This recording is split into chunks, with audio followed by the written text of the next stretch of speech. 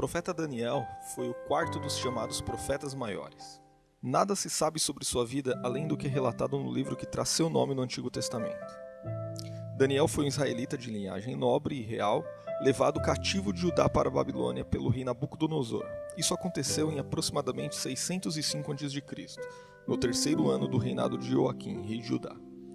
Na Babilônia, juntamente com outros companheiros com qualidades semelhantes a ele, Daniel foi educado para o serviço no Império Babilônico, sendo instruído sobre a língua e a civilização dos caldeus. Dentre os companheiros de Daniel na Babilônia, o relato bíblico destaca 3 nomes: Ananias, Misael e Azarias, também conhecidos por seus nomes babilônicos Sadraque, Mesaque e Abednego, respectivamente. Conforme o costume babilônico, que atribuía nomes que faziam referências às suas deidades, Daniel também recebeu outro nome, no caso Beltesazar. O rei da Babilônia determinou que fossem servidas aos jovens capturados as mesmas iguarias que eram servidas nos banquetes reais da corte pagã. Porém, Daniel propôs no seu coração não se contaminar com a porção das iguarias do rei, nem com o vinho que ele bebia. Isso parece indicar que possivelmente o alimento real era conflitante com as regras alimentícias estabelecidas na lei de Moisés. Então Daniel conversou com os chefes dos eunucos para que ele não precisasse comer daquele banquete. Inicialmente, foi feito um acordo para que durante 10 dias fosse servido a Daniel e seus 3 amigos apenas legumes e água. Ao final dos 10 dias, eles seriam examinados e comparados com os demais jovens que estavam se banqueteando com as iguarias do palácio. Após 10 dias, Daniel, Ananias, Misael e Azarias estavam com um aspecto mais saudável do que qualquer outro jovem da Babilônia. A Bíblia diz que Deus concedeu a estes 4 jovens conhecimento e inteligência em todas as letras e sabedoria. Mas a Daniel, Deus também deu entendimento em toda visão e sonhos. Quando o período de treinamento determinado por Nabucodonosor terminou, os jovens foram conduzidos à presença do rei. Na ocasião, a Bíblia diz que não foram achados outros jovens tão capazes como Daniel, Ananias, Misael e Azarias. Isto fez com que eles ficassem assistindo diretamente diante do rei. Nabucodonosor lhes fez várias perguntas sobre todos os assuntos nos quais se exigia conhecimento e sabedoria, e Daniel e seus 3 amigos se mostraram 10 vezes mais sábios do que todos os magos e encantadores do Império Babilônico. Inicialmente, o profeta Daniel ganhou reputação interpretando os sonhos do rei Nabucodonosor. Nabucodonosor havia tido um sonho que lhe deixou perturbado, e ele convocou os magos, encantadores, os feiticeiros e os astrólogos, pedindo-lhes que eles revelassem não só o significado do sonho, mas o próprio conteúdo do sonho. Entretanto, eles não foram capazes de revelar o sonho ao rei, o que fez com que Nabucodonosor ordenasse que todos os sábios da Babilônia fossem executados, incluindo Daniel e seus amigos. Ao saber disso, Daniel pediu um prazo para que ele revelasse ao rei o conteúdo do sonho e a interpretação do mesmo. Então, através de divina revelação, Daniel contou o sonho não revelado pelo rei, bem como a sua interpretação, que incluía a destruição do reino de Nabucodonosor. Impressionado com o que aconteceu, Nabucodonosor honrou a Deus e recompensou Daniel com presentes preciosos, colocando-o como o governador de toda a província da Babilônia, além de principal chefe de todos os sábios. Mais tarde, o rei Nabucodonosor voltou a ter outro sonho da parte de Deus. Tal sonho envolvia o processo de humilhação a qual o monarca seria submetido devido ao seu orgulho e soberba. Depois dessas coisas, por pelo menos 20 anos nada foi registrado sobre Daniel. Alguns estudiosos acreditam que ele tenha, de certa forma, perdido alguma posição privilegiada na corte depois da morte de Nabucodonosor.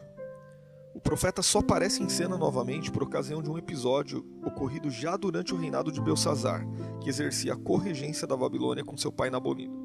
Beltesazar deu uma festa e acabou ordenando que trouxessem as taças de ouro e de prata que Nabucodonosor havia tomado do templo de Jerusalém para que fossem profanadas por ele e seus convidados. Mas num determinado momento apareceram dedos de mão humana que começaram a escrever na parede do palácio. Quando nenhum dos sábios da Babilônia pôde desvendar o que havia sido escrito na parede, a rainha-mãe, provavelmente filha de Nabucodonosor e mãe de Beltesazar, lembrou-se de Daniel, que acabou sendo convocado para interpretar a inscrição que dizia Mene Mene Tekel Parsim. De acordo com a interpretação do profeta Daniel, a inscrição misteriosa da parede era uma referência à sentença sobre a conquista da Babilônia e a queda de seu rei. A interpretação exata dada pelo profeta Daniel foi a seguinte: Deus contou os dias do teu reinado e determinou o seu fim. Foste pesado na balança e achado em falta. Teu reino foi dividido e entregue aos medos e persas. Tudo sucedeu conforme a interpretação do profeta Daniel. Dário, o Medo, matou Belsazar e conquistou a Babilônia naquela mesma noite. Quando Dário tomou a Babilônia, logo ele reconheceu a habilidade e capacidade do profeta Daniel. Dário separou 120 governadores de províncias e também escolheu 3 homens para agirem como supervisores dos governadores, a qual Daniel estava entre os 3 supervisores.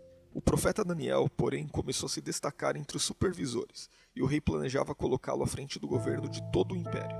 Diante disso, os governadores e os outros supervisores começaram a tentar derrubar Daniel de seu posto. Como não encontravam nada que pudesse acusar Daniel, então eles tramaram uma conspiração que afrontava a lei de Deus e colocava Daniel numa posição sem saída. O plano consistia em fazer com que o rei estabelecesse um decreto de que durante 30 dias todas as orações deveriam ser direcionadas à pessoa do rei, e quem desobedecesse seria atirado na cova dos leões. Daniel não se abalou com tal decreto, ao contrário. Como de costume, o profeta orava 3 vezes ao dia em seu quarto, no andar de cima, onde as janelas davam para Jerusalém. Como parte da conspiração, os homens ficaram vigiando o profeta Daniel, e assim que o encontraram orando a Deus, correram para contar ao rei. Ao ouvir sobre a desobediência do profeta, Dário ficou muito entristecido e tentou salvar Daniel até o fim do dia.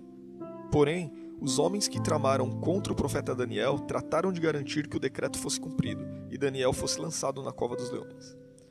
No dia em que Daniel foi lançado na cova dos leões, o rei foi para casa e não conseguiu dormir à noite. Quando o dia amanheceu, o rei se levantou depressa e correu para a cova dos leões. Aflito, Dário chamou pelo profeta Daniel próximo à cova. Ao ouvir o chamado do rei, Daniel respondeu dizendo que Deus havia enviado seu anjo para fechar a boca dos leões. O rei ficou muito alegre e ordenou que tirassem o profeta Daniel da cova. Em contrapartida, Dário ordenou que aqueles que se levantaram contra Daniel fossem atirados juntamente com suas famílias à cova dos leões. Por fim, o rei ainda editou um decreto para que todos temessem e reverenciassem o Deus de Daniel. Entre os capítulos 7 e 12 do seu livro estão registradas as próprias visões do profeta Daniel, as quais, entre outras coisas, predizem principalmente o triunfo do reino messiânico. O profeta Daniel teve sua última visão registrada em seu livro nas margens do rio Tigre durante o 3º ano do reinado de Ciro. No Novo Testamento, Jesus, em seu sermão escatológico, cita a profecia do profeta Daniel acerca do abominável da desolação, que historicamente se referia à profanação promovida por Antíoco IV Epifânio, e que prefigurava a profanação causada pelo general romano Tito na queda de Jerusalém em 70 d.C. Ainda sobre essa profecia, a maioria dos estudiosos concorda que tais eventos tipificam de alguma forma o anticristo escatológico que surgirá perto do fim da presente era. Nós podemos resumir a vida de Daniel da seguinte forma: ele foi uma pessoa íntegra e justa, temente a Deus acima de qualquer coisa. Ele nunca aceitou se corromper, por maior que fosse o tesouro que lhe oferecessem. Daniel era fiel a Deus mesmo que isso custasse sua vida. A história de Daniel também nos ensina que é possível buscar a Deus mesmo em uma terra estranha e mergulhada no paganismo. Provavelmente o profeta Daniel alcançou os 90 anos de idade, vivendo até aproximadamente 536 a.C.